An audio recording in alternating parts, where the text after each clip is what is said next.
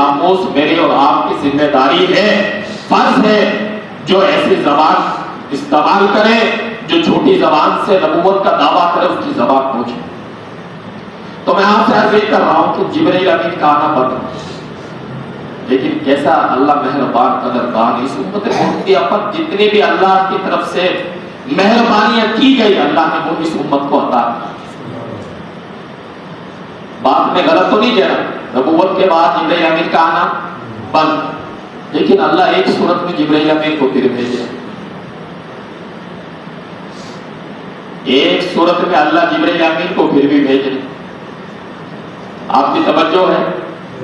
یہ سو رہے ہو، آخری جمعہ ذرا جا کر بیٹھو، ذرا سبحان اللہ کہتے ہیں، ہو سکتا ہے میرے اور آپ کو بخشش کا ذریعہ بچہ، ذرا زور سے کہیے، چھت کو لگی ہے، ذرا اللہ کو سنا دے، ذرا زور سے۔ امام الانبیاء فخر دو عالم صلی اللہ علیہ وسلم نے فرمایا جب بندہ شب قدر کے اندر جستجو کے اندر اپنے تن من دھن کی بازی لگا دیتا ہے، رب کے در پر آ کر پڑ جاتا ہے اور کہتا ہے یا اللہ میں تو عاجز ہوں، میں تو ناقص ہوں، میں ناکارہ ہوں، گناہگار ہوں، سیاہکار ہوں، خطاکار ہوں، اپنی ذلت اور رسوائی کو بیان کرتا ہے، اللہ کی بڑائی کو بیان کرتا ہے، امام الانبیاء کے صدقے سے اللہ سے دعائیں مانگتا ہے، وسیلے سے دعائیں مانگتا ہے۔ اللہ عز و جل نے فرمایا اے محبوب میں تیری امت پر کتنا بڑا مہربان ہوں، بغیر مانگے ان کے لیے میں نے خاص خاص رحمتیں عنایت کر دی، خاص خاص ان کے لیے میں نے راتیں عنایت کر دی۔ امام الانبیاء نے فرمایا جب بندہ اللہ کے در پہ آ جاتا ہے، پھر جب جس رات کے اندر اللہ شب قدر عطا کرتا ہے اس امت محمدیہ کو، اللہ فرماتے ہیں جبرائیل امین تو جا، آج آسمان والے زمینوں کے اوپر تو چلا جا۔ امام الانبیاء فرماتے ہیں جبرائیل امین آتے ہیں، اللہ سے جبرائیل امین عرض کرتے ہیں یا اللہ میں اکیلا جاؤں یہ اچھا نہیں لگوں گا، میرے ساتھ کچھ اور بھی لشکر ہونا چاہیے۔ اللہ عز و جل فرماتے ہیں جبرائیل امین پریشان نہ ہو، تیرے ساتھ میں 70,000 فرشتوں کا لشکر بھیج رہا ہوں۔ جبرائیل امین 70,000 فرشتوں کا لشکر کو لے کر جب وہاں سے چلتے ہیں، 4 جھنڈے جبرائیل امین کے ہاتھ میں ہوتے ہیں، ان 4 جھنڈوں کو لے کر جبرائیل امین آسمان دنیا پر آتا ہے۔ آسمان دنیا پر آنے سے پہلے ایک جھنڈے کو بیت المعمور ہے آسمانوں پر وہاں پر گاڑ دیتا ہے، 3 جھنڈے زمین پر لے کر آ جاتا ہے، ایک جھنڈے کو بیت المقدس کے اوپر گاڑ دیتا ہے، تیسرے جھنڈے کو بیت اللہ خانہ کعبہ پر گاڑ دیتا ہے، چوتھے جھنڈے کو گنبد خضرا جناب محمد رسول اللہ صلی اللہ علیہ وسلم کے روضہ اقدس پر گاڑ دیتا ہے۔ ان کو وہاں گاڑنے کے بعد جبرائیل امین فرماتے ہیں 70,000 کے فرشتوں کے لشکر کو تم کیا ہو جاؤ، پھیل جاؤ، مشرق کے اندر، شمال کے اندر، جنوب کے اندر، ہر جگہ پر تم پھیل جاؤ، اور جس کونے پر میں کیا قربان جاؤ اللہ عز و جل کے ذات پر، کیا اللہ عز و جل کی ذات فرما رہی ہے اگر کوئی عبادت گزار اس شب قدر کے اندر پہاڑوں پر بیٹھا ہوا ہے، جبرائیل امین کا لشکر وہاں پر بھی جا رہا ہے، کوئی سمندر کے کنارے بیٹھا ہوا ہے، جبرائیل امین کا لشکر وہاں پر بھی جا رہا ہے، کوئی غار کے اندر بیٹھا ہوا ہے، جبرائیل امین کا لشکر وہاں پر بھی جا رہا ہے، کوئی درختوں کے سائے کے نیچے بیٹھا ہوا ہے، جبرائیل امین کا لشکر وہاں پر بھی جا رہا ہے۔ ان ساری جگہوں سے گھوم کر ساروں کی بات کو کہال حوال لے کر جبرائیل امین سب کو بلا لیتا ہے، لشکر سارا کا سارا سمیٹتا ہوا جبرائیل امین کے پاس آ جاتا ہے، جو کہ جبرائیل امین فرماتے ہیں ساروں کی تم نے عبادتوں کو دیکھ لی، جو گھروں کے اندر عبادت کر رہے تھے ان کو بھی دیکھ لیا، پہاڑوں کے اندر جو عبادت کر رہے تھے ان کو بھی تم نے دیکھ لیا، جو درختوں کے سائے کے نیچے عبادت کر رہے تھے ان کو بھی دیکھ لیا، جو راستوں پر کر رہے تھے ان کو بھی دیکھ لیا، جو گاؤں کے اندر کر رہے تھے ان کو بھی دیکھ لیا، جو لیا اور فرشتے 70,000 کا لشکر کہتا ہے جبرائیل امین ہم نے ضرور دیکھ لیا۔ جبرائیل امین فرماتے ہیں آؤ اب تمہیں میں اللہ کے خاص بندوں کی طرف لے کر چلتا ہوں۔ اب کیا ہے؟ خاص بندوں کی طرف لے کر آ جبرائیل امین کے حکم پر 70,000 کا فرشتوں کا لشکر جبرائیل امین کے پیچھے، جبرائیل امین ان کو لے کر وَأَنْتُمْ عَاكِفُونَ فِي الْمَسَاجِدِ اللہ کے گھر مسجدوں کے اندر تشریف لے آتے، کہاں پر لے آتے ہیں؟ اللہ کے گھر مسجدوں کے اندر تشریف لے آتے ہیں۔ اب میرے عزیزوں اعتکاف بیٹھنے والے کو کیا خبر کہ اللہ اس کو کیا عطا کر رہا ہے؟ رسول اللہ اس کو کیا دے رہا؟ دنیا دار میں کہتا ہے یار آرام سے اندر مسجد میں پڑا ہے، کھا رہا ہے، پی رہا ہے. کوئی بہت سے ماں باپ کہتے ہیں یار فلاں کام تھا، کام سے بچنے کے لیے اعتکاف میں گئے. ایسا ہوتا ہے یا نہیں ہوتا؟ لیکن یہ تو ایک میری اور آپ کی زبان ہے، لیکن رب کیا چاہ رہا ہے؟ اصل تو اللہ جو کرنا چاہتا ہے تو دینا چاہتا ہے. اور سب سے بڑی بات یہ ہے کہ جس کو اللہ لے کر آتا ہے وہی آتا ہے. یہ تو میری تیری زبانیں بہانے فلاں ہی ہو گیا فلاں ہی ہو گیا. اللہ جس کو موڑ کے گھاٹ اتار دے. کل میرے پاس ایک فون آیا 29 تاریخ کو ایک قاری صاحب نے تراویح پڑھائی، وتر پڑھائی، وتر کا سلام پھیرا اور گھر سے فون آ گیا کہ تیرا ابا جان جو ہر سال آ کر لوگوں کو واضح و نصیحت کرتا تھا، اللہ کی طرف بلاتا تھا، اللہ کو پیارا. تو مطلب یہ ہے کہ اللہ جس پر موت طاری کرتے اسے کوئی بچا نہیں. اور دنیا والے جس کو مارنا چاہے، جسے رب بچا رہے اسے کوئی مار نہیں. جیسا کہ آج کل سب چل رہا ہے. اللہ کا قرآن کہہ رہا ہے بعض کے لیے آزمائش، بعض کا دشمن. جیسا کہ دنیا کے اندر چل رہا ہے، کوئی ایسی بات نہیں کسی سے مخفی سے جانتے اس بات. اب جب خاص بندے یہاں پر آ گئے، جبرائیل امین آ گئے. جبرائیل امین نے رحمت دو جہاں، امام الانبیاء، فخر دو عالم جناب محمد الرسول اللہ صلی اللہ علیہ وسلم سے عرض کیا یا رسول اللہ صلی اللہ علیہ وسلم، جس طرح تم زمین سے آسمان کی طرف نظر اٹھا کر دیکھتے ہو نا، ستارے تمہیں چمکتے ہوئے نظر آتے ہیں. ستارے تمہیں چمکتے ہوئے نظر آتے ہیں. اللہ عز و جل کو، آسمان والوں کو، یہ اللہ کے گھر میں بیٹھے ہوئے اسی طرح ستاروں سے بھی زیادہ چمکتے ہوئے نظر آتے ہیں. جبرائیل امین عرض کرتے ہیں جس نے رب کا نور دیکھنا، جس نے رب کا نور دیکھنا ہو یا رسول اللہ، جو اعتکاف میں بیٹھے ہیں ان کے چہروں کو دیکھ لو، ان کے چہروں میں رب کی نورانیت نظر آئے. دوسری خوشخبری سنائے جب اعتکاف کرنے والا معتکف اللہ اور اللہ کے رسول کے حکموں کے مطابق اعتکاف مکمل کر لیتا ہے، اب اسے کیا پروانہ ملتا ہے؟ جب وہ اعتکاف کرنے والا یوں ہاتھ اٹھاتا ہے، یا اللہ تو مجھے معاف کر دے، یا اللہ تو مجھے معاف کر دے. اللہ کی طرف سے جواب آتا ہے، ارے نادان تو اپنے لیے کیوں مانگ رہا ہے؟ تو پورے مسلمانوں کے لیے مانگنے میں سب کو معاف کرنے کے لیے بیٹھا ہوں. اللہ کو محبت ہے تو اللہ کہہ رہا ہے. اور اعتکاف کرنے والا جس کے لیے بخشش کی دعا مانگتا ہے، اللہ اس کو معاف کر دیتا ہے. اس کے تبسط سے اللہ عذاب کو ختم کر دیتا ہے.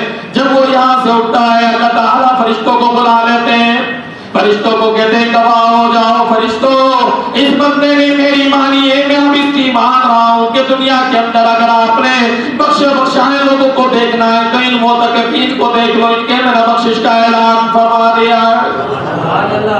امام الانبیاء نے فرمایا جب بندہ یہاں سے رخصت ہوتا ہے، اللہ تعالیٰ فرشتوں کو بھیجتے ہیں، جاؤ فرشتوں تم جس راستے سے یہ گزریں گے تم بھی جا کر کھڑے ہو جاؤ. یا اللہ ہم جا کر کیا کریں گے؟ اللہ فرماتے ہیں تمہیں پتہ نہیں ہے، اب یہ 10 دن میرا مہمان بن کر جا رہا ہے، میں اس کا میزبان ہوں. جب یہ گھر پر آیا تھا تو اس کو کچھ پتہ نہیں تھا، آج جب یہ جا رہا ہے تو جھولی بھر کر جا رہا ہے. اب تو رستوں پر کھڑا ہو جائے اس کے استقبال کے لیے، اس کو کہ اہلا و سہلا و مرحبا، تیرا آنا بھی مبارک تھا، تیرے گھروں کو لوٹنا بھی مبارک ہو. ان پر سلامتی پیش کر، ان کو دعائیں کلمات دے، ان کی بخش ان کی رحمت اور برکتوں سلامتی والی دعائیں عطا کر دے. جب بندہ گھر پر جاتا ہے اپنے ماں باپ کو جا کر ملتا ہے، اپنے ماں باپ کو جا کر اگر ماں اتنا کہہ دے میرا بچہ آ گیا، یوں سمجھو کہ اس کے بیڑے پان، اس کے بیڑے ماں کی ممتا. وہ اگر جھوٹے زبان سے کوئی سیدھی دعا دیتے نا تو اللہ اس کو بھی قبول کر لیتا. میرے عزیزوں اب یہ خاص بندے گھر پر چلے گئے. اب ظاہری بات ہے میں نے اور آپ نے بھی روزے رکھے، اعتکاف اگرچہ نہ کر سکے، یہ ہماری اپنی کم بختی، ہم اس کو یہ نہیں کہیں گے کہ اللہ نے ہمیں نہیں کہا. اللہ تو نیکی کا حکم کر رہا ہے کرو, اور برائی سے بچنے کی توفیق دے رہا ہے کہ بچو. اب یہ ہے کہ میں اور آپ بھی, اب ظاہری بات ہے قرآن کا تعلق رمضان سے بڑا گہرا ہے, اور یہ حقیقت بات بتا رہا ہوں میں آپ کو. اگرچہ یہ ممبر پر جو ہے نا, میں آپ کو 3 چیزیں ایسی ہیں جو سچ بول رہے ہیں اس وقت لوگ پوری دنیا ان 3 چیزوں کو دبانے کے چکر میں ہے کہ یہ حق نہ بولو.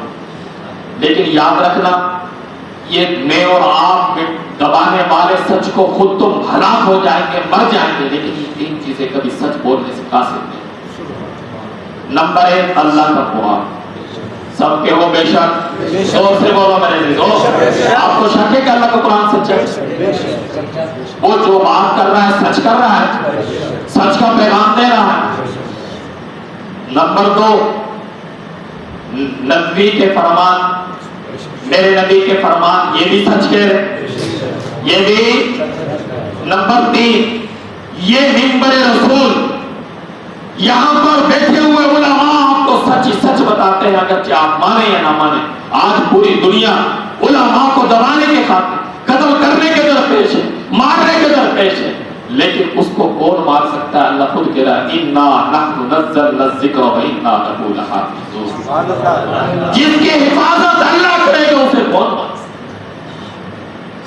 قرآن والوں کی حفاظت اللہ کرتا ہے, حدیث نبی بیان کرنے والوں کی حفاظت اللہ کرتا ہے, سچ اور حق اور باطل کے درمیان سچ بتانے والے کی حفاظت کرتا ہے. غیر مسلم نے پروپیگنڈا چلایا کچھ عرصہ پہلے, 1.5 سال پہلے, ایک شخص کے ذریعے کہ بھئی کیا کرو, ایک عربی کا خطبہ ان کو لکھ کر دے تو یہ باتیں نہ کریں.